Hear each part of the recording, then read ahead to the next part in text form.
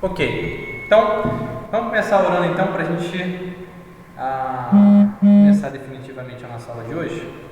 Pode ser? Quem ora hoje? Acho que o Lucas quer fazer uma oração. Vai, Lucas. Senhor meu Deus, Pai, obrigado por mais um dia. Obrigado por mais um dia de missão para brincar. Obrigado por mais um dia, mas temos uma igreja para frequentar. Obrigado porque temos a oportunidade de aprender mais sobre Ti e ter visto a Tua palavra, Pai. Obrigado porque temos irmãos que nos amam e se preocupam, Pai. Obrigado pela Tua igreja. Amém. Abençoe essa aula no dia de hoje, Pai, que nós venhamos a escutar sobre o nome que alguém queira dizer, Pai. Deus, pelo Espírito Santo, queira falar nos nossos corações. Amém. Que nós venhamos a aprender mais sobre Ti, para nos aproximarmos de Ti e aprender mais sobre a Tua vontade. Esteja conosco durante esse domingo, durante essa semana. Esteja livre do pecado, nos ajude a amar mais a santidade, a amar a Tua presença. Amém, Deus. Muito obrigado por tudo que tem feito em nossas vidas e perdão, por não merecermos o Teu amor. Em nome de Jesus, amém. Amém. Então, a gente está fazendo o capítulo 1 de Romanos e a gente vai falar hoje sobre o tema a ira de Deus.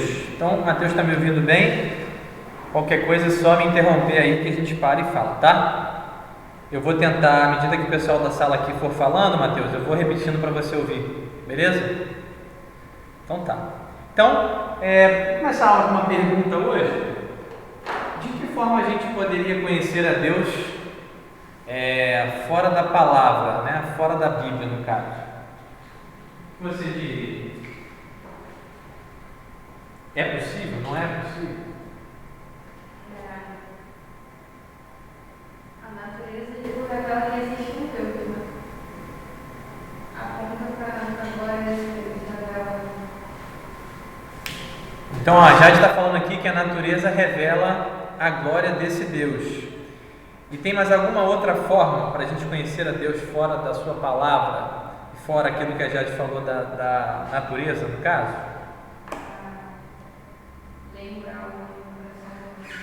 A lei moral no homem. Legal essa. O que mais? A nossa questão da natureza também não seria conhecer a Deus sem ser a Sua palavra. Pelo princípio era o verbo. O verbo, veio o verbo e Deus criou todas as coisas. Não, entendi o que você quer falar, mas olha só, a forma de você saber que era o verbo, você só vai saber com a palavra, no caso. Então, a ideia não é que você não tenha uma realidade espiritual já acontecendo. A ideia não é essa. A ideia é como eu faço para saber desse Deus, entendeu? Que Deus existe é fato. Que o verbo existe desde o princípio é fato. Ok, é um fato espiritual. Mas como eu passo a saber disso? Aí, por exemplo, a gente está falando, a palavra é uma forma óbvia que a gente sabe que a gente pode conhecer a Deus. Agora, a outra forma que a Jade está falando é a ideia da natureza. Pela natureza é possível entender que Deus criou, que Deus é divino. Que Deus é divino é ótimo. Que Deus é real, existe no caso, entendeu? Então não significa sobre a realidade, mas como eu faço para ter o conhecimento dessa realidade. Entendeu a diferença? Entendeu? Tá. Então tá. Mais alguma outra forma aí de conhecer a Deus? Não? Vai, Mateus. Nada. Eu pensei nessas duas mesmo, que a gente já tinha falado. Cara, não tô te ouvindo nada. Pera aí, vou colocar o fone aqui, pera aí.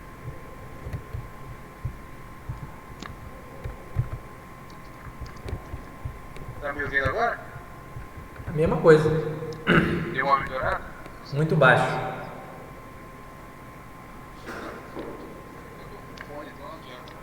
Tá me ouvindo? Vai, fala aí. Tá me ouvindo agora? Baixinho, mas dá pra ouvir, vai. Eu tinha pensado nessa, além da palavra mesmo, eu tinha pensado na questão da natureza mesmo, né? Tem até o Salmo 19, né? Os céus manifestam as obras das suas mãos, né? Uhum. E nessa questão da moral mesmo.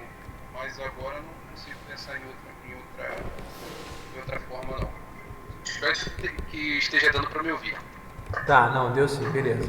Então tá, então a gente está pensando justamente na ideia aqui da revelação natural que seria a ideia da natureza, que revela aquilo que Deus é ou aquilo que Ele fez, e a revelação especial, que é justamente a ideia que a gente entende que é a palavra de Deus. Bom dia, Eduardo, tudo bem? Bom dia, gente. Já tomou café? Pô, nem um pouco, cara. Cara, está muito baixo esse áudio pra mim, não sei o que é. Cara, eu acho que é com você, porque sinceramente eu tava ouvindo direitinho, Matheus. Pois é. Eu também tô ouvindo direitinho, Eduardo. É comigo mesmo, vai entender o que é isso, né? Eu também tô ouvindo direitinho, Eduardo. Esse é algum problema aqui, então, técnico. Então, beleza. A gente viu, então, duas formas aqui que a gente pode compreender, que a gente pode conhecer a Deus. A questão é, a gente vai trabalhar sobre a ideia de que se essa revelação da natureza, ela é uma revelação suficiente para que o homem conheça, por exemplo, a forma como ele pode ser salvo. É possível, né? A gente vai trabalhar em cima dessa pergunta. É possível que através da natureza, que a gente entende que é como se fosse um livro, né? A gente tem como se fossem dois livros de Deus, né? Um livro seria a Bíblia, com tantos livros que foram escritos aí dentro dela, e o outro livro seria a natureza, que revela quem Deus é. O livro, que é a Bíblia, a gente entende que ela é clara, ela é específica acerca de vários assuntos, principalmente sobre a salvação. Agora, é possível, por exemplo, o homem, sem acesso à palavra de Deus, pensa aí numa tribo remota, tribo dos Wai, que vive lá no meio da Amazônia. A Jade que deve saber aí, o Gabriel aí, os missionários. É possível essa tribo que não tem acesso à Bíblia entender pela natureza a sua necessidade de salvação e a forma como ela faz para ser salva? Sim? Não? Por quê? Ele vai ter conhecimento de Jesus. Mesmo que ele entenda que Deus é explícito na natureza, ele não vai ter o conhecimento de quem foi Jesus. Só pela palavra de Deus.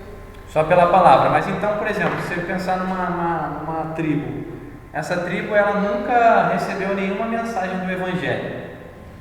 E passaram-se séculos ali, vamos colocar assim, passou 2 séculos ali naquela tribo ali e nenhuma presença missionária, desde da formação daquela tribo ali, ou então mais até.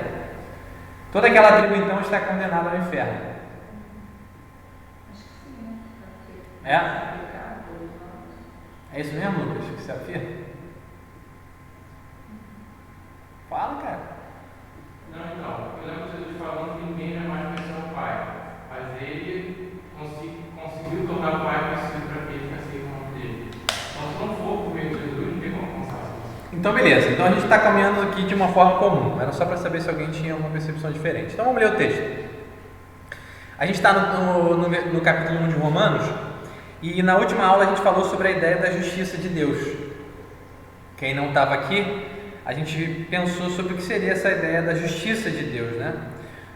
O que seria então o justo viver pela fé? O que seria de fé em fé? Eu estou gravando as aulas e colocando no YouTube e lançando lá no grupo da juventude. Então, a qualidade ainda não está muito boa, porque melhorar algumas questões aqui técnicas, mas a aula está lá, o áudio está bom, dá para ouvir. Se tiver alguma dúvida, alguma coisa que queira ver da aula passada, pode ver, tá? Não paga nada não, pode ver. Então a gente falou sobre essa questão da justiça de Deus e que ela se revela no Evangelho, ou seja, a forma da gente saber alguma coisa sobre a salvação, é o que a gente está pensando aqui, só tem uma forma, no Evangelho. É no Evangelho que essa mensagem específica sobre qual é a minha condição diante de Deus, como eu faço para ser salvo, é no Evangelho que ela se revela, ela se mostra. Por quê? Ela é um mistério. Lembra de quando Paulo fala muito isso, né, sobre a ideia do mistério? Mistério que outrora estava oculto e agora foi revelado aos seus santos apóstolos e profetas. Porque é um mistério para o homem saber essas coisas espirituais. E a gente vai ver um conceito hoje interessante que alguns homens propuseram, né, sobre a ideia da teologia natural. O que seria uma teologia natural? O que soa na sua cabeça aí? Adorar a Deus através das estrelas, do sol, da natureza, do ser vivo. E eu consegui a salvação com a observação das coisas ao seu redor. Por aí. O que mais? A ideia de que é possível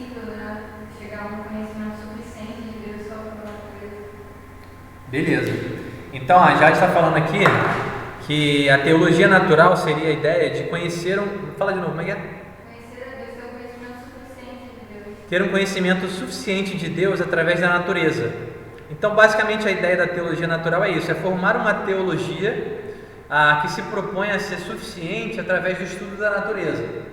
Então, por exemplo, o que alguns teólogos disseram no passado era justamente essa ideia de que, já que a glória de Deus se revela na natureza, é possível então perceber na natureza alguns aspectos que tornam Deus conhecido, e esse conhecimento vai levar o homem até essa noção, né, que a gente só entende pela palavra. Mas isso, quando a gente vai ver a fundo, a gente vê que isso não faz sentido, não é possível chegar a esse conhecimento.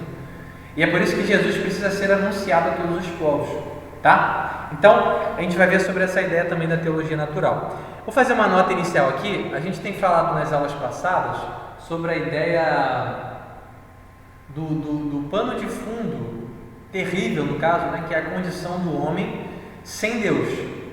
E aí, Paulo vai fazer uma introdução ali no livro de Romanos. Ele vai fazer um prefácio, aí ele vai falar do amor dele pelos romanos. Ele vai falar que o Evangelho é o poder de Deus para a salvação de todo aquele que crê, tanto do grego, tanto do judeu quanto do grego. E aí ele começa falando, é como se ele começasse mesmo assim o tratado teológico dele, vamos colocar assim, né?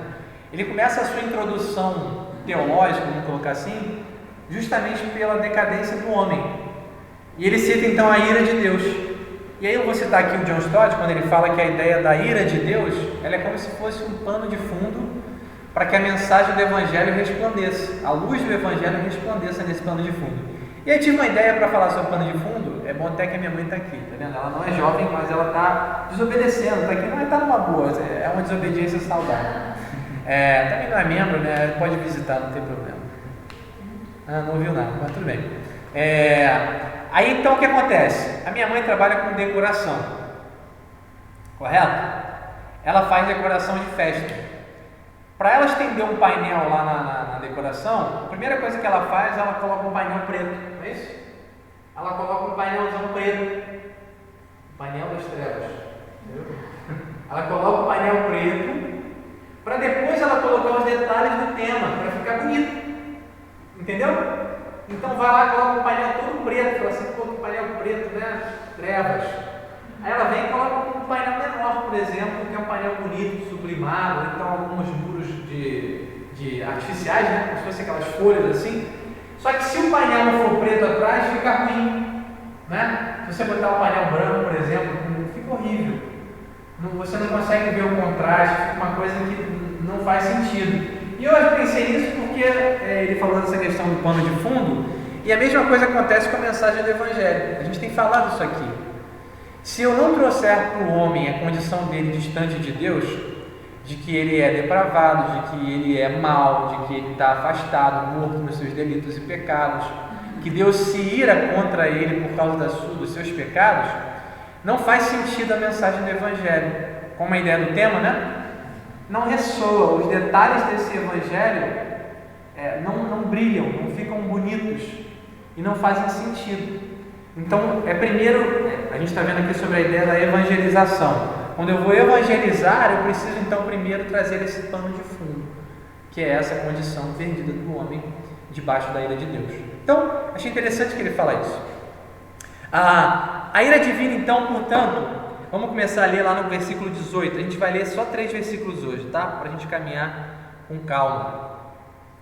Eu não estou aí... Ô Mateus, eu falei na aula passada que o John Piper começou a pregar em Romanos, ele ficou uma aula inteira em Romanos 1, entendeu? E ele fez assim 1000 aplicações. Aí eu pensei assim, nossa, eu achando que eu estou indo profundamente aqui no estudo, coitado de mim. Mas assim, não tem como comparar, né? Então, Romanos 1, 18 a 20, quem pode ler aí pra gente? A ira de Deus se revela do céu contra toda impiedade e perversão dos homens, que detêm a verdade pela injustiça. Porquanto, o que de Deus se pode conhecer é manifesto entre eles, porque Deus lhes manifestou. Porque os atributos invisíveis de Deus, assim o seu eterno poder, como também a sua própria divindade, claramente se reconhecem desde o princípio do mundo, sendo percebidos por meio das coisas que foram criadas. Tais homens são, por isso, indesculpáveis. Então, beleza, a ira de Deus se revela do céu contra toda impiedade e perversão dos homens. Vamos começar tentando ir aqui versículo por versículo. Qual seria a diferença entre a ira divina e a ira humana, por exemplo? Quem arrisca aí? Qual é a diferença entre a ira divina e, vou colocar um outro termo para dar um contraste, né? A raiva do homem, por exemplo. O que é possível ver de diferente nisso daí? A ira de Deus é santa, justa. A do homem não. Nunca é. Eu acho que é uma ira santa do homem. Vou falar. Não, mas não. Então, assim, qual é a diferença entre a ira de Deus e a ira do homem? Ah, tu não viu a resposta. Tá. A ira de Deus é santa, justa. É tipo raiva, né? Raiva, né? A raiva do homem, no caso. Aí perguntei, é possível ser santa a ira do homem? É possível? Não, não é possível. Eu acredito em motivos corretos, mas aí depende das consequências. Por exemplo, aquele texto que fala lá, irai-vos e não pequeis. Possível se irar e não pecar, né? Tiago fez tardar para irar. Hã? Tiago fez tardar para irar. Tardar? Esse tardar parece. Eu não entendo se tardar, se ele não se ir, eu acho. Não é que não se ir, Fala tarde para. Tem outros tardios para falar e tardio para irar. Não para ouvir. Isso aí. Então, tardio para falar e tardio para irar. O Lucas também lembrou aqui. Então, a ideia da ira não é que ela seja uma coisa má em si, tá? Eu botei aqui a palavra raiva, que é uma coisa que o John Stott coloca, porque ele faz justamente essa diferenciação entre a ira de Deus e aí coloca a raiva humana. Porque a simples raiva humana, a ira humana por si, ela normalmente ela é pecaminosa. Até quando ela é justa, a Bíblia é tão cuidadosa quando fala sobre a questão da ira, né? Por exemplo, irai-vos e não pequeis. É como dizendo assim, olha, você pode até se irar, mas olha só, presta muita atenção para você não pecar, porque normalmente a ira do homem, aí o outro texto vai dizer, né? Não produz a justiça de Deus. Então é possível irar e não pecar, mas só que essa ira do homem, ela está sempre muito encharcada, permeada de pecado, ou de pecaminosidade. Então tem que tomar muito cuidado com isso, porque a ira não é má em si. Porque vai ter gente que vai pegar e falar assim, não consigo ver um Deus irado, por exemplo. Só que quando a gente para pensar sobre a ira é justamente um atributo de Deus. Aí o texto vai dizer, que atributo é esse? É uma ira que parte de Deus, ela vem dos céus, né, a revelação dessa ira, e ela é contra algumas coisas que o homem faz de maneira direta, por exemplo. Aí ele vai falar sobre a ira como algo sendo pessoal. Olha lá o versículo 18. A ira se revela do céu, ou seja, ela está sendo descortinada, ela está sendo manifestada, correto? Contra toda a impiedade e perversão dos homens. Aí ele vai colocar a ideia da impiedade e perversão como sendo dois fatores aí. Um fator tudo está relacionado ao pecado humano, tá? Só que ele coloca a ideia da impiedade como sendo algo direcionado a Deus, e a ideia da perversão. Qual é a tua versão aí, Diego? Está aí aberto. E só se manifesta a ira de Deus sobre toda impiedade e injustiça dos homens, que ele tem a verdade pela injustiça. Isso, injustiça. Então o Diego já traz injustiça diferentemente da minha. Então, quando ele fala sobre impiedade, é como se Deus estivesse irado, ou manifestando a sua ira contra tudo que é feito contra o próprio Deus, no caso. Seria a ideia da impiedade. Eu estava até ouvindo uma mensagem do Augustus para ajudar, né, a formar as ideias, e ele coloca a ideia da piedade e da impiedade. A piedade seria então uma forma de você se devotar a Deus, de você exaltar a Deus com a sua vida e tudo mais. A impiedade então é o contrário disso, é uma vida que rejeita totalmente o próprio Deus. Então seria essa ligação, né? A ira de Deus, ela se revela dos céus contra a impiedade, os atos feitos contra Deus, e a ideia da injustiça, aí o John Stott até coloca, que é contra os homens. E aí vai mostrar essa relação do homem, no caso, tanto com Deus quanto com outros seres humanos, uma relação afetada, uma relação maculada pelo pecado. A gente já vê nesse texto aqui a ideia de que o homem ele está num relacionamento errado com Deus e num relacionamento errado com quem está do lado dele, com o próximo, no caso. Então fica aí a dica desses dois versos aí, que eu também não sabia e também estou aprendendo. Por isso que é bom estudar. Fala. A ouvinte estava na pregação dele sobre esse capítulo, né? E ele faz um contraste, né? Ele mostra um contraste que a gente não percebe, porque tem o título, né? A idolatria e depravação dos homens. Aí começa no versículo 18. Aí ele diz que tem um contraste aí, que a justiça de Deus se revela no Evangelho e a ira de Deus se revela no céu. Legal. Aí ele fala, tipo, que ele primeiro fala onde se revela a justiça de Deus, para depois falar onde a ira de Deus se revela e por quê.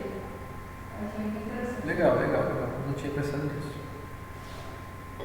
Beleza. Interessante. A Jade falou aqui a ideia de que no versículo 17 ele fala sobre a justiça de Deus. E aí no versículo 18 ele faz um contraste com a ira, a justiça e a ira. É interessante. Uma forma de salvação e talvez uma outra forma de condenação, né? Interessante, não sei se eu iria exatamente por esse caminho do contraste, mas achei interessante o que você falou. Entendeu aí, Eduardo e Matheus? Não, até parece um contraste, porque a primeira palavra do versículo 18 também é portanto. Quer dizer, está fazendo realmente. Qual é a sua versão? É King James. Portanto. Portanto, a ira de Deus é revelada. Quer dizer, está fazendo realmente um comparativo. Na verdade, portanto, não é uma expressão de comparativo, é uma expressão de conclusão, no caso. É uma consequência. Não, mas está fazendo. São duas coisas. Não, só estou falando assim, que o termo não seria uma questão para comparar-se, entendeu? Portanto, seria uma conclusão da justiça. Tá. Bom, vamos caminhar então.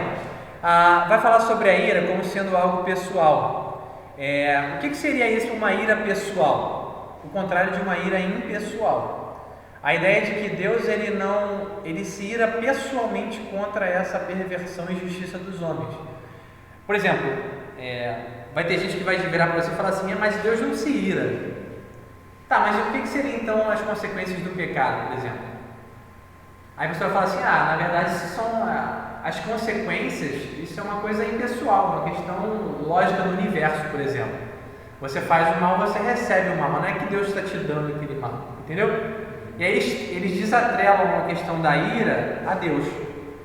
Só que quando a gente aprofunda no texto, e a gente vai vendo outros textos falando sobre a ira na Bíblia, a gente vai vendo que é um atributo de Deus a ira.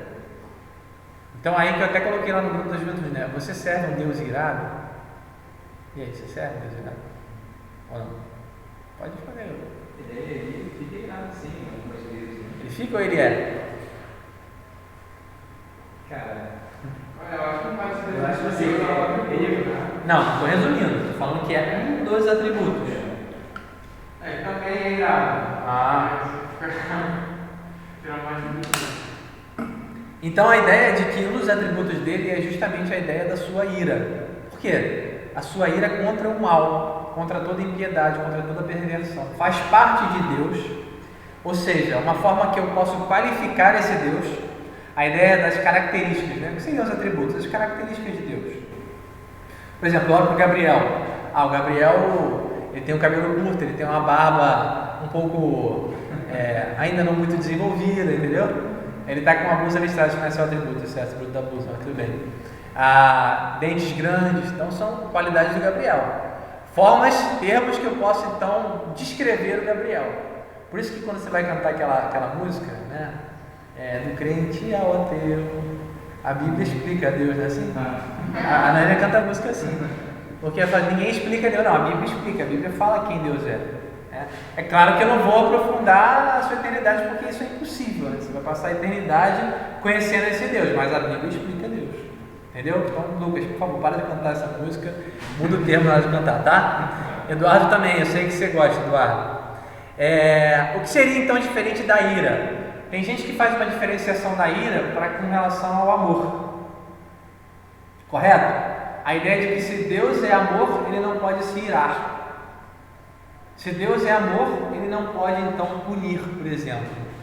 Mas isso é uma ideia errada. Eu achei interessante que o John Stott ele coloca o seguinte, ele fala que a diferença, ou melhor, o oposto da ira não seria o amor.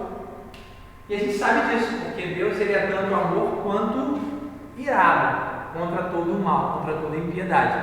Aí ele coloca a ideia de que o contraponto da ira seria então, ira seria diferente, no caso, não do amor, mas daquilo que ele chama de neutralidade.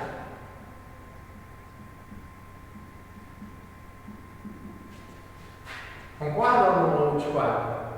E por quê? Tá vendo aí? Pode falar, concorda ou discorda por quê? Porque é possível irar-se e amar ao mesmo tempo, mas não é possível estar irado e estar neutro. Legal. Então a Jade falou o seguinte: por que ela concorda com essa frase? Ou melhor, com esse conceito?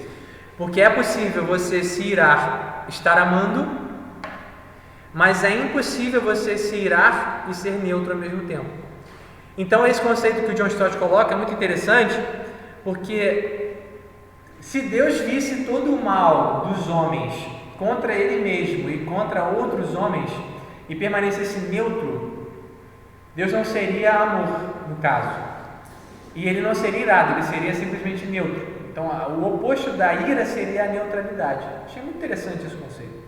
E a gente sabe que Deus não é assim. Pelo fato de Ele ser amor, é justamente que Ele se ira contra todo o mal. Então a ideia que o Lucas falou é uma coisa interessante. Eu não posso isolar um atributo de Deus. Eu posso falar dele separadamente, como a gente está falando sobre a ira hoje. Mas Ele nunca está isolado. E aí tem justamente aquela ideia de que os atributos de Deus, eles são harmônicos. Já parou para pensar nisso? Tem gente que pega lá, vamos supor assim, vocês já viram uma mesa de som? Já viram a mesa de som? Ela tem várias ampulhetazinhas, não tem? Ela precisa estar sempre balanceada, correto? Mas não no sentido de uma estar acima, outra estar abaixo. Ela tem que estar toda equilibrada, em justa medida, tal como ela deve ficar, certo? Da mesma forma, os atributos de Deus, eles são assim. Eles são equilibrados entre si. Deus, ele é um Deus harmônico. Ele não é mais amor e menos ira. Ele tem todos esses atributos caminhando juntos, sem que um seja oposto ao outro. Entendeu a ideia? Ficou claro? Acho que a ilustração da mesa não ficou bom, né? Não, eu lembro dessa ilustração. Uma vez um professor lá do seminário deu essa ilustração e ele falou que quando a gente enxerga um atributo de Deus de maneira desequilibrada, por exemplo, assim, Deus é amor, não é justiça. Você bota os atributos de Deus de uma maneira desequilibrada, você cria um ídolo, você cria um Deus completamente diferente de quem Deus é. A ideia que a gente falou aqui do professor que falou que quando eu mexo nesse balanço dos atributos de Deus, eu, em vez de estar adorando a Deus, eu crio um ídolo e passo a adorar um novo Deus, no caso. Então é justamente isso. As pessoas, o que elas fazem? Elas pegam um atributo amor, vamos colocar aqui essa suposta aqui mesa de som, né?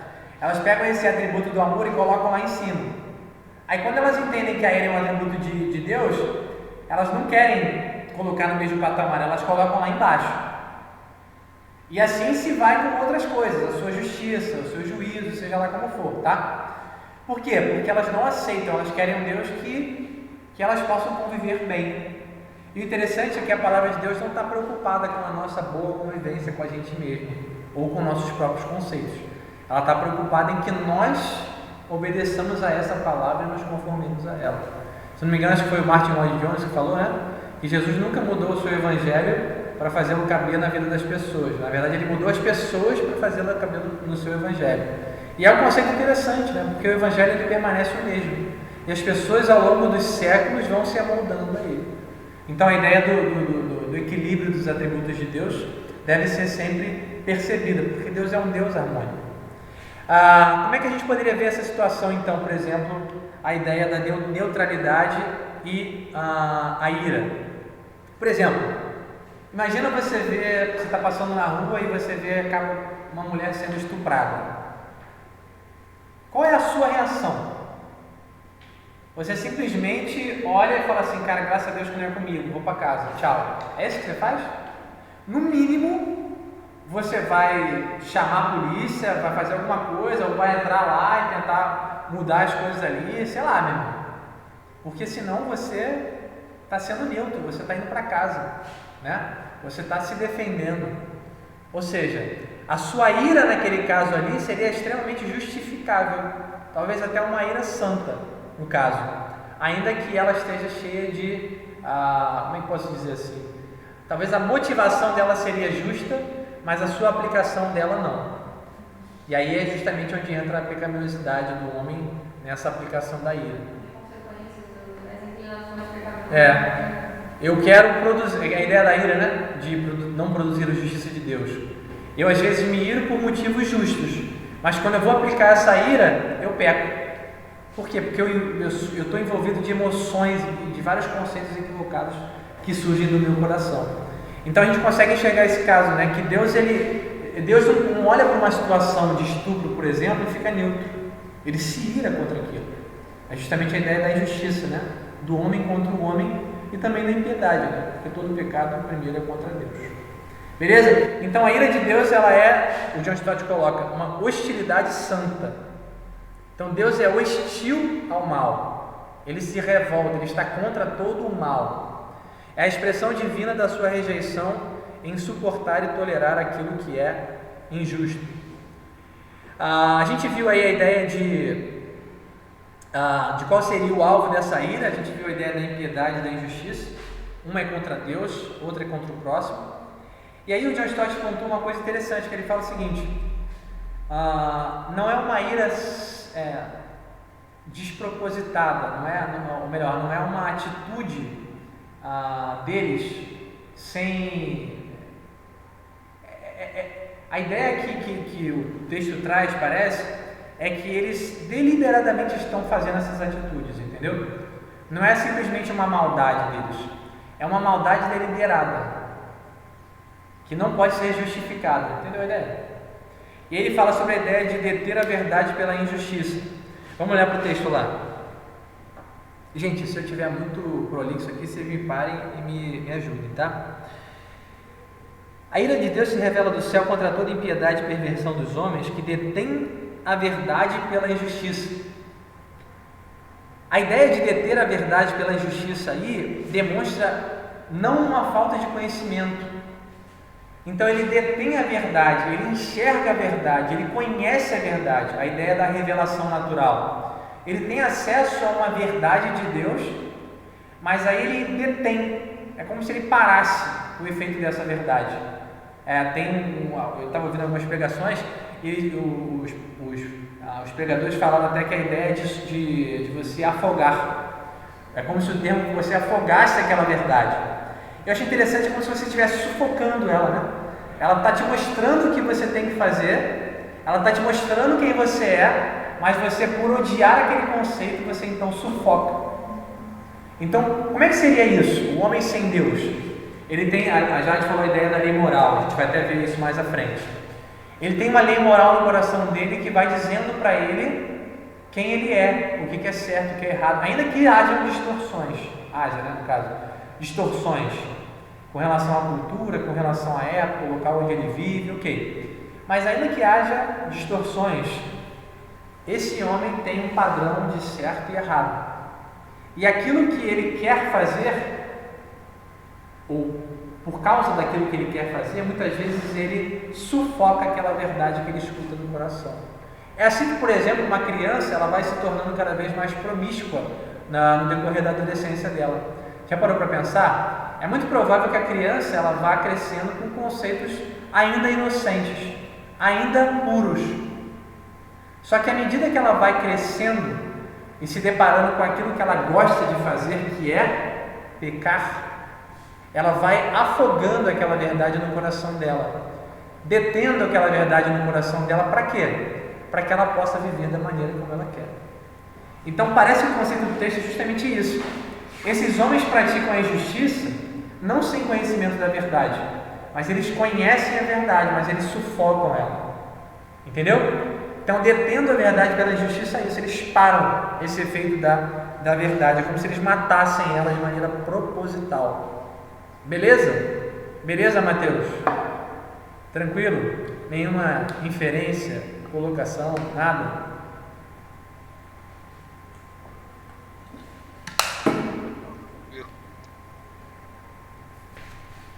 O meu áudio está ruim mesmo. Vamos lá.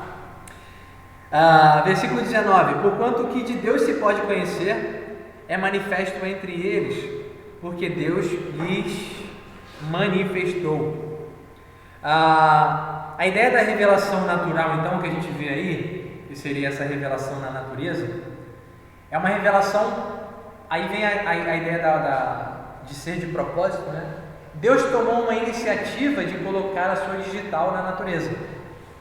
Então, foi o propósito de Deus se manifestar através da natureza. A gente vai ver que há um propósito definido. A ideia de que a lei, ou melhor, a revelação natural, ela é suficiente, mas não para salvar, ela é suficiente para condenar. Correto? Então a gente vai ver aí, o que de Deus se pode conhecer, Deus manifestou. Então foi uma iniciativa de Deus em colocar a sua expressão, ou melhor, a sua digital, né? A sua impressão no caso, sobre todo o universo, para que o universo pudesse olhar para ele como Criador e saber que há um Deus poderoso, a ideia dos seus atributos. O que Deus pode se conhecer é manifesto entre eles, ou seja, está entre nós a manifestação, não está longe de nós essa manifestação. Aí a diferença dessa revelação natural para aquela teologia natural é justamente a teologia natural, ela não pode ser desenvolvida de maneira suficiente para chegar justamente nesse conceito de salvação, de perdição e tudo mais. Só que essa teologia que seria natural através da revelação das coisas que foram criadas, ela é suficiente para mostrar que nós estamos perdidos. Por exemplo, a ideia da lei moral. Uma vez eu estava ouvindo uma citação que era justamente assim: em todo lugar, o homem tem um padrão moral no coração que ele nunca consegue atingir. Já parou para pensar nisso? Desde que você nasceu, não importa qual seja a sua cultura, tá? Você tem um padrão moral dentro do seu coração que você julga ser, tipo assim, o auge. Só que se você for sincero, você nunca consegue atingir aquele padrão moral. Então isso é uma das formas de você observar essa impressão que Deus colocou dentro da gente sobre essa revelação, que ela é suficiente para condenar a gente. Então a lei moral ajuda a gente a perceber que nós estamos afastados, pelo menos do padrão que foi colocado por Deus dentro do nosso coração. Certo? Cabe muito mais profundidade aqui, mas esses são termos que ajudam a gente a perceber a profundidade do que Deus fez nessa manifestação, que não foi uma manifestação específica, especial, igual a Bíblia vai trazer, mas é uma manifestação geral. E qual seria essa diferença? A ideia é de que a revelação geral, no caso, ela foi para todo mundo, em todo tempo e lugar. Por exemplo, a Bíblia, a gente tem ela hoje nas nossas mãos. Só que, por exemplo, a gente viu aqui a ideia de que, por exemplo, algumas tribos não têm. Certo? Essa revelação específica chegou até nós, mas não chegou a algumas tribos indígenas, por exemplo. Isso é um fato. Ok? Agora, a revelação natural não. Essa revelação natural, que é universal, ela chega em todos os lugares, a todos os povos, em todo o tempo. E é por isso que ela é sempre foi, desde a criação que a gente vai ver, e sempre será suficiente para condenar o homem, porque ela está presente em todos os lugares, em todo o tempo. Está entendendo, Lucas? Não, eu penso aqui nas tribos indígenas que a primeira forma de religião que surgiu foi a adoração por fenômenos da natureza. Só ia com a chuva e tinha o Deus da chuva, e tinha o Deus do sol. Então, de certa forma, você não sempre foi capaz de ver a natureza algo divino. Só que ele não conseguiu canalizar também para o certo. Né? Sim, legal, bom exemplo. Então, o Lucas está dando exemplo aqui da ideia índios, né? Índios. As religiões iniciais, né? As religiões iniciais, não necessariamente as religiões iniciais, tá? Porque as religiões iniciais, você pode pegar aí a ideia de que Adão, né? Ele andava com Deus. Então, seus descendentes tinham uma ideia muito mais clara de Deus do que outros povos, por exemplo, distantes, que são, por exemplo, indígenas. Esses povos que vieram muito tempo depois. Sei lá, até religiões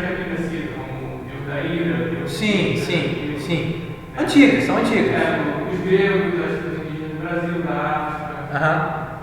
Sabe o que é interessante sobre a questão das religiões?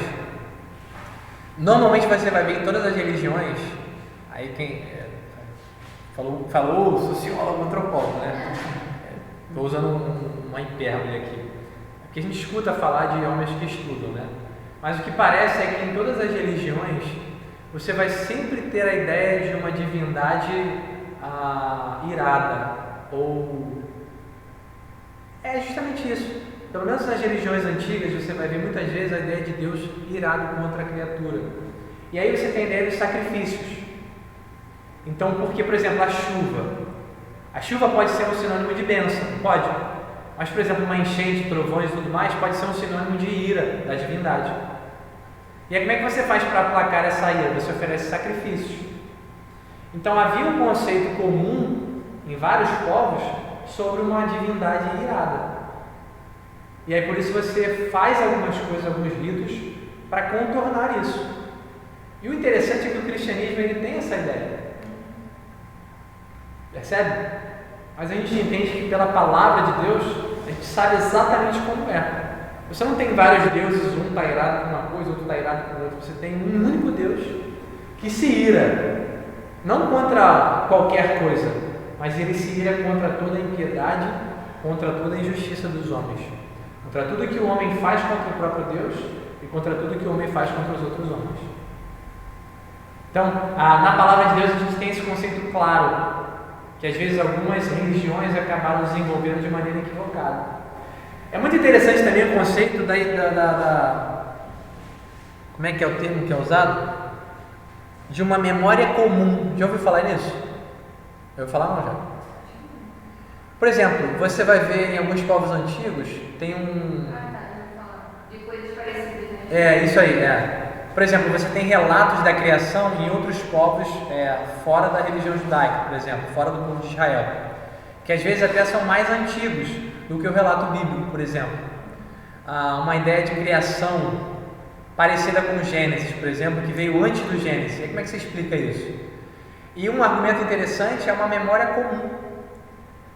O primeiro Adão, ou melhor, Adão, que foi o primeiro homem, que a gente entende que foi criado diretamente de Deus e não num processo evolutivo, esse ser humano tinha um conhecimento de Deus e daquilo que foi, aquilo que aconteceu inicialmente, que foi passado aos seus descendentes.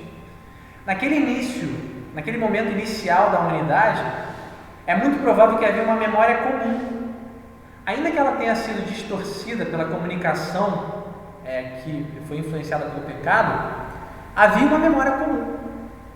Então não é problemático, por exemplo, você olhar para o Gênesis, que foi Moisés que escreveu, no caso, e olhar para uma outra citação, que o nome, se não me engano, acho que é Enuma Elish, que é uma citação que vai descrever coisas similares sobre uma divindade criando da forma como criou e coisas parecidas, ainda que seja diferente do Gênesis. Por quê? Por causa dessa ideia da memória comum. Mas a questão do dilúvio também tem várias, né? Do dilúvio, a citação, Tem eventos bíblicos assim, outras religiões, de uma maneira bem parecida, só que distorcida. Até acho que aquele filme de Noé foi isso, né? O cara pegou em várias religiões a questão sobre o dilúvio e ele juntou um monte de coisa, só que ele acabou com todas, né? Ele não fez nenhuma, ele foi fazer todas e não fez nenhuma, ficou uma bosta. O filme é horrível. Uma coisa interessante, essa ideia que você falou, todas as religiões, né, tem essa ideia do ser humano estar em débito com Deus, e ele está tentando satisfazer Deus de alguma forma, tem a ideia dos sacrifícios. E é interessante que a nossa sociedade hoje, dentro da secularização, matar Deus, para que a gente seja amoral, para que a gente não esteja em débito com Deus, porque rejeita qualquer sentimento de sofrimento, qualquer possibilidade de sofrimento, rejeita qualquer possibilidade de Deus estar irado, e aí eles estão a matar Deus. É uma coisa muito bizarra isso, porque eles rejeitam até a moral, a lei moral do nosso coração. Estava conversando com uma amiga minha e ela disse que eu citei essa questão da lei moral do nosso coração, ela não, isso é uma coisa criada pela sociedade. Aí eu, Mas quer dizer que a gente não tem nenhuma inclinação, né? A não ser uma coisa completamente moldada em nós numa sociedade. Você só tem isso se você está inserido numa sociedade. Pois é, e quem não está inserido numa sociedade não tem, no caso. A ideia é essa. Quem não está inserido numa sociedade? Eu falei assim, cara, isso não é verdade. Então, uma pessoa que ela teria inclinações e tal. Tipo, se ela ficar, por exemplo, móvel. Tipo, ele tem inclinações, entendeu? O Mogli vai ser o selvagem, o santo selvagem. Fala. Recente esse nosso campo, já que, por exemplo, ele começou dando por morrer exatamente isso. Uma pessoa que estava totalmente qualquer regra moral começaram a ver vários princípios relativistas. Nos gregos, você já vê sofistas, que acreditam que não há verdade, mas não está do seu próprio vida. Então, acho que não é um pensamento novo. A gente enxerga como novo quem está nesse momento, então, assim. Mas Eclesiastes eu gosto de escrito cívico. Não há nada de novo debaixo do sol. Então, acho que o ser humano, pela sua maldade, sempre tem a superioridade dele para fazer o que ele quer. Eu acho que isso não é novo, só que às vezes a gente não está agora tem a impressão de estar dando força. Mas talvez a igreja sempre foi perseguida por causa disso, sempre foi perseguida porque ela falava, você não pode fazer isso, isso é pecado. Eu acho que isso não é totalmente novo, é algo que a igreja ela sempre foi odiada porque é como se ela fosse fundamentalista, no caso, né? Ela acredita nos seus princípios e quer impor isso ao mundo, mas a ideia é de que na verdade não é a igreja que está querendo impor, é Deus que impõe a todo mundo. Então a ideia da lei moral no coração, ainda que ela seja alterada pela cultura, acho que assim, o grande ponto de partida é o pressuposto, sempre. Por exemplo, esse pressuposto dela a gente viu nas aulas anteriores, acho que na primeira aula e na segunda. A ideia, até o Matheus contribuiu na primeira aula sobre o que Rousseau disse. É Jean-Jacques Rousseau, Matheus? Né? Tá. Ele escreveu uma obra chamada Contrato Social, não é isso, Matheus? Qualquer coisa, se eu estiver errado, você me corrige. E ele justamente coloca essa ideia de que o homem nasce bom, só que ele é corrompido pela sociedade. Qual é o problema aí? O pressuposto. Ele tem um pressuposto de que o homem nasce bom. E como é que eu sei que o homem não nasce bom? Pela palavra. Pela palavra de Deus eu sei que o homem não nasce bom, que ele nasce em pecado, que ele herda o pecado das suas gerações passadas, e aí a gente vai chegar no Gênesis, é justamente o pecado original, de origem, no caso, né, não de o melhor pecado, de origem, no caso, que deu origem a todos os outros. Então toda a raça foi afetada por causa do pecado, então muda-se o pressuposto. Então aí eu entendo que o que acontece é o contrário, o homem nasce mal. A sociedade em si, ela é neutra, vamos colocar assim. Ela é, na verdade, impulsionada pelo que o coração do homem é. É claro, quanto mais pecado, mais a sociedade vai se denominando, se percebendo depravada. Então, a diferença dos pressupostos vai direcionar isso. E isso muda justamente na fé pela palavra. Quando o Espírito Santo muda o coração da pessoa, a pessoa passa a crer na palavra, ela entende que ela está errada. Como, por exemplo, Rousseau. E vou te falar, o John Stott está falando aqui sobre a questão dos antropólogos. Ele fala que antropólogos em todos os lugares, melhor, eles vão analisar vários lugares, vários povos, todos os povos têm uma lei moral dentro do coração. Ainda que esse padrão varie, todos os povos têm uma lei moral. Um padrão sobre certo e errado. E o normal é você ver o homicídio como algo errado. Por quê? Por quê? Por que o normal é isso? Por que um índio carrega a culpa, por exemplo, por ter matado o filho, quando o filho é gêmeo? Que ele acha que tem a ver com a questão do espírito maligno. Sabia disso? Enterra vivo um filho. Sinistro, né? Enterra vivo um filho que tem deficiência. E ainda tem gente que defende a pureza. É puro. Acho que é puro. E não são puros. A gente sabe pela palavra de Deus. Então vamos continuar para a gente finalizar. O texto vai dizer lá em versículo 20: porque os atributos invisíveis de Deus, assim o seu eterno poder, como também a sua própria divindade, claramente se percebem desde o princípio do mundo, sendo percebidos por meio das coisas que foram criadas. É muito interessante isso, né? Muito interessante. Vai. Atributos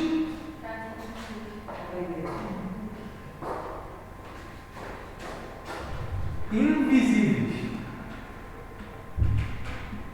Mas o que o texto diz aí?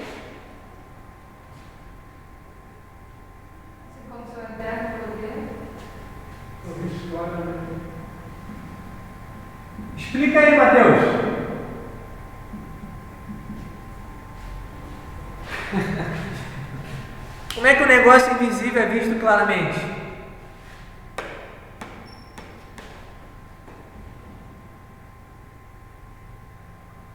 Assim como os que choram são felizes. Os que choram são felizes? Não é tão óbvio assim. Não, na verdade, esses vistos aí é sinônimo de percebido, não que a pessoa. Percebido. Mas é porque o termo é visto. É porque a ideia é justamente o contraste, é como se fosse um paradoxo, né? Na verdade é um paradoxo. É invisível, mas é visto. Pode ser contemplado. Contemplado, a ideia é justamente da visão. Por quê? Porque ele está falando das coisas criadas. Então é justamente com a ideia da visão. Perceber através da visão. Então, na criação, aquilo que é invisível pode ser visto. E aí ele vai falar sobre a ideia dos atributos de Deus. Só que ele só cita 2, percebe? O que eu vejo na criação, no caso? Os atributos que são invisíveis, que são vistos aí, são 2. Qual é o primeiro? Eterno poder. Seu eterno poder. E o outro? E a sua divindade. Então é interessante que, ao olhar para a natureza, eu não fico sabendo necessariamente, pelo menos por esse texto aí, que Deus é santo. Correto? Eu não fico necessariamente sabendo que Deus tem um filho. Mas a natureza, ela me mostra o quê? Ela me mostra que Deus, que há uma divindade, no caso, né? Vou começar por aqui. Que há uma divindade e que essa divindade possui um eterno poder. É monstruoso olhar para o universo e ver as evidências de uma divindade. É uma coisa maluca, na minha opinião, olhar para tudo que foi criado e você achar que isso veio do nada. Isso é uma coisa irracional, que não faz sentido. Você olhar para o ser humano e ver todas as funcionalidades, a complexidade do ser humano, a inteligência do ser humano e pensar que ele surgiu do nada. Do nada. Nós temos um servidor mais simples, que é o que ninguém considera um servidor, que é um vírus. O básico dele é do DNA. É uma coisa extremamente complexa, de base nitrogenada, que se forma uma coisa como se surgiu do nada, extremamente complexa. Reações químicas na atmosfera fizeram surgir o DNA. Né? E você vê os vídeos, a galera vai falar melhor, mas vejo astrônomos tentando procurar uma família da Terra. Porque se ele tivesse 2% da quantidade de oxigênio ao menos, a vida não seria existir. Isso, é isso aí. Então, sabe, tantos fatores que coincidentemente fizeram Pois é. isso aqui, porque não tem como, tipo, a gente tenta explicar, mas é muito difícil. É uma loucura. Muita coincidência, sabe? Muita coincidência em tudo, né? Impressionante. Aí eu vou ler um texto aqui do John Stott que ele colocou, que é muito interessante. Ele fala assim: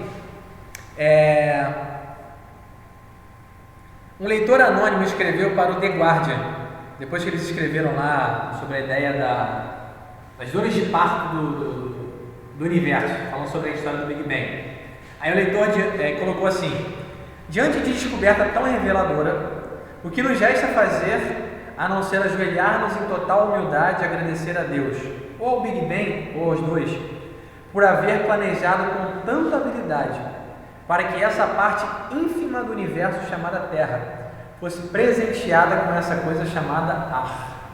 Que é a ideia da partícula, né, do oxigênio e tal, como é que a gente pode respirar. E ele vai e cita o seguinte: no outro extremo da escala métrica, um cirurgião me escreveu. John está te falando. O cara escreveu o seguinte: o cara é um cirurgião. Ele falou: quando eu contemplo um pouquinho do que se passa numa simples célula, sou tomado da mesma admiração e humildade que ao contemplar o céu numa noite estrelada. A forma como as complexas atividades da célula concorrem coordenadamente para um propósito comum atinge a parte científica do meu ser, constituindo-se na melhor prova de um propósito supremo. Ou seja, justamente aquela ideia do que a gente estava falando sobre a digital de Deus, como é que Deus coloca a evidência de quem Ele é nas menores e nas maiores coisas. Aí eu vou falar sobre a ideia do micro-universo, do macro-universo, em cada partícula desse universo, seja na menor ou maior, há lá um carimbo, uma assinatura de Deus. É interessante essas coisas, né? A gente pode até pensar na ideia do design inteligente. Deixa eu correr um pouquinho para a gente acabar aqui. Eu lembro de uma frase, cara, que me parece assim, foi muito tocante para mim quando eu li. Eu não lembro, talvez tenha sido Agostinho, talvez tenha sido Lutero, eu não lembro. Se você souber, me fala. Que era mais ou menos assim: a natureza, ela troveja, ela tem o som das cachoeiras e todos os barulhos da natureza, a uma só voz gritam e dizem: fomos criados por Deus. Cara, eu achei isso fantástico. É como se todo o espetáculo da natureza estivesse falando para o homem: olha, nós fomos criados por Deus. É só isso que a gente tem a dizer. E é justamente o texto que a gente está vendo sobre a revelação. A natureza revela a glória de Deus, revela a sua ira de Deus, certo? A sua ira de Deus é ótima. Mas a natureza revela esse Deus, revela que foi criada por Ele. Interessante isso? O que você acha, Diego? Então todo ateu precisa lidar com a questão da negação de Deus. Então o ateu, ele nunca é feliz, né, cara? Assim, ele é feliz momentaneamente, porque Deus está sempre no encalço dele, sempre no encalço, ele está sempre tendo que negar a ideia de Deus. Na verdade, ele parece que é uma pessoa que realmente tomou uma posição ativa contra Deus. Não é uma pessoa neutra, tranquila, não sou ateu, ele sempre quer suprimir a ideia de Deus. Eu fui ver o testemunho do Leandro Carnal, que ele é ateu, né? E aí tem um videozinho dele, por que me tornei ateu? Interessante que ele coloca como sendo algo supernatural, assim, sabe? Ele não tem nenhum ressentimento nem nada. Eu achei curioso, sabia? Achei curioso. Ele parece que os pais eram religiosos, provavelmente católicos. Ele disse que foi educado numa escola católica. Sempre leu a Bíblia e tudo mais, tal. Mas ao longo da vida dele, as coisas cada vez menos pareciam fazer sentido para ele, então ele foi deixando de crer, até que ele não faz mais sentido crer em Deus. Entendeu? É claro que a gente não conhece o coração dele, né? Aquela questão, né? Do inculcando os sábios, tornando-se. Ah, sim, lógico. Ele tem a sua sabedoria própria, que muitas coisas ele pega da Bíblia, mas ele não aceita que foi Deus quem revelou tudo aquilo ali. Então, uma coisa para se pensar.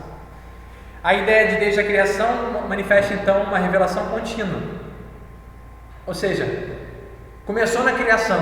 Deus colocou sua digital na criação e ela perdura. A ideia de que ela vai durar até enquanto houver terra. Então essa revelação geral ela é permanente e sempre existiu. Daí a ideia de que sempre foi assim. Tá? E por último a gente vai ver justamente essa ideia aí da revelação geral e da revelação especial.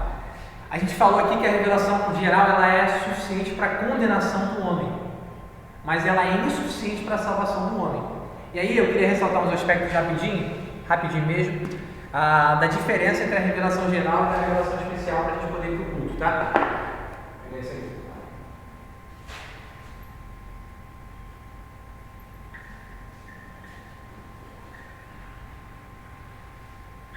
Então, rapidão. A revelação geral, tá?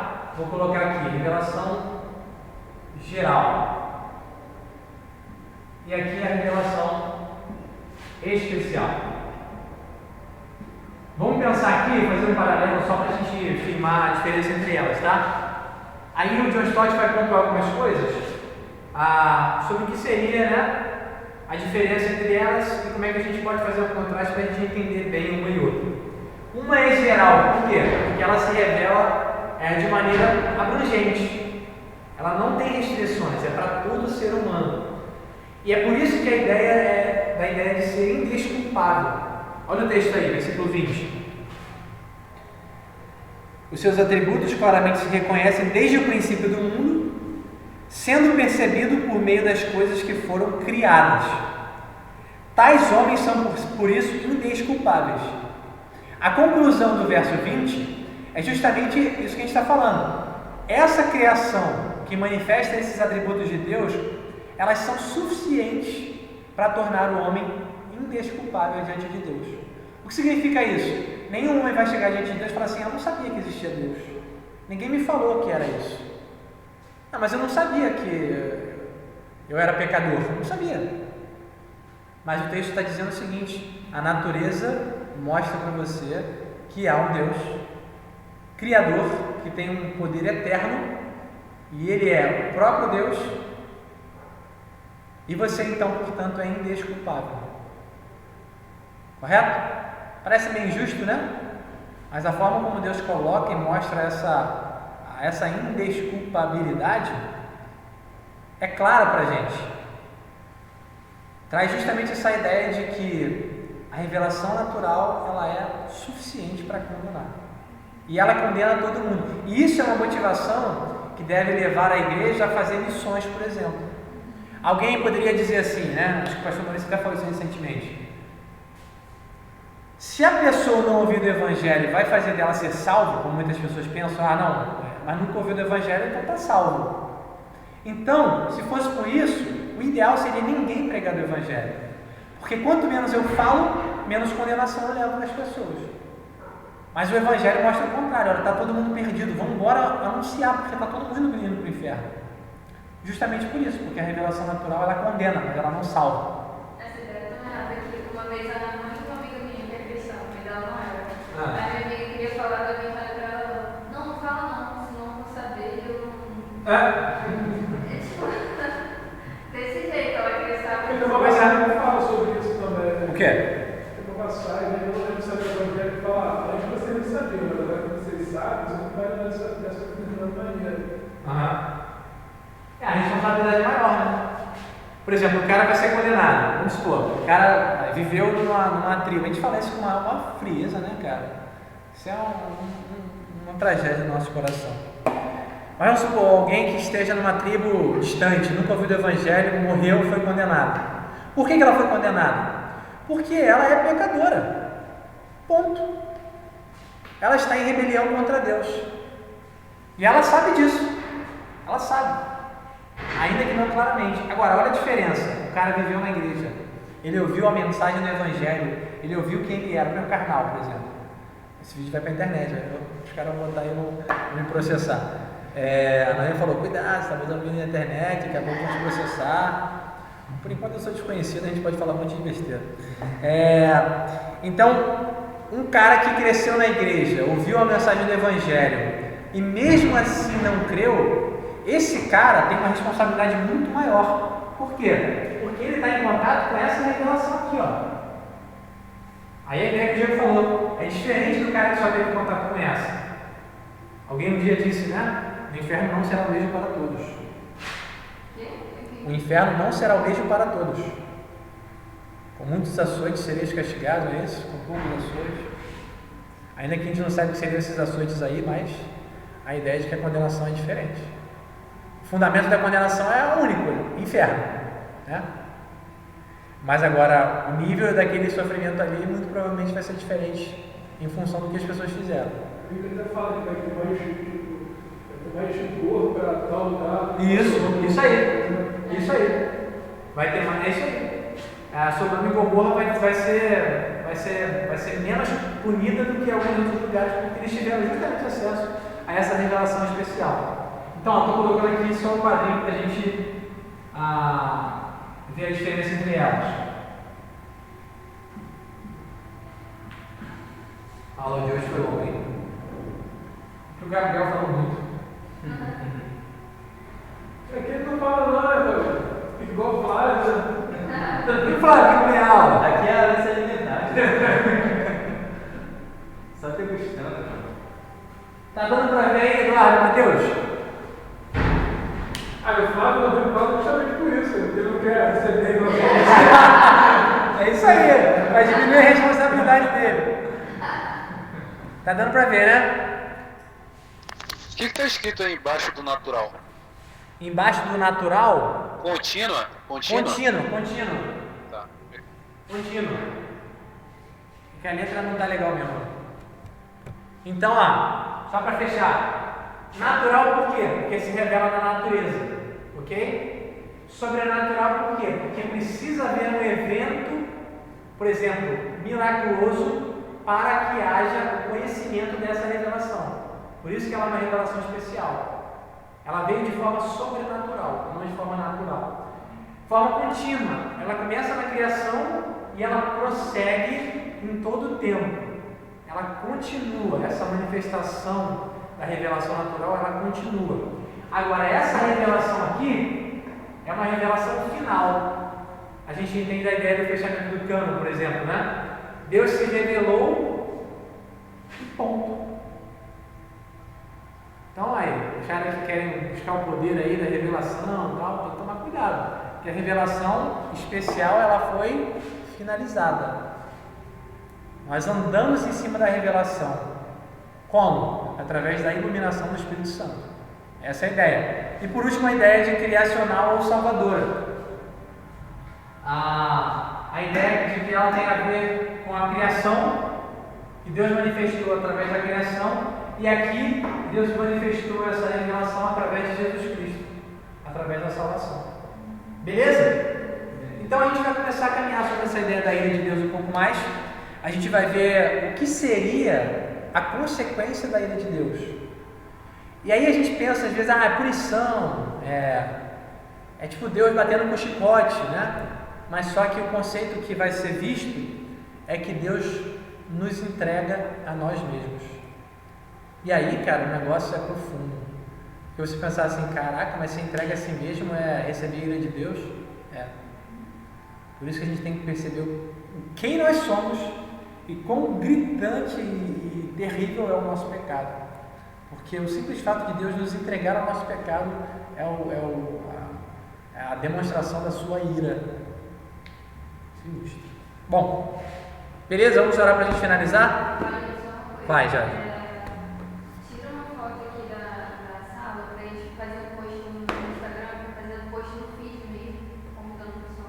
Tá. E a gente só tá postando stories, né? Tá, beleza. Mas tira como assim? Selfie, isso? Pode ser. Tá. Daqui a pouco a gente tira então. Vou orar aqui. Senhor, muito obrigado por esse dia, pela tua bondade, pela tua palavra. Nós te louvamos, Senhor. Peço que o Senhor nos edifique através dela, que o Senhor nos dê amor, Deus, pelos povos não alcançados. E que o Senhor nos ajude, Deus, a confiarmos, a crermos no Senhor como Deus verdadeiro que o Senhor é, que se ira contra toda a impiedade, Deus, e injustiça dos homens. Dá-nos um coração obediente, Deus, que te ama. Em nome de Jesus. Amém, Pai. Amém. Tamo junto, irmãos. Bora pro culto aí que a gente já está atrasado. Fui.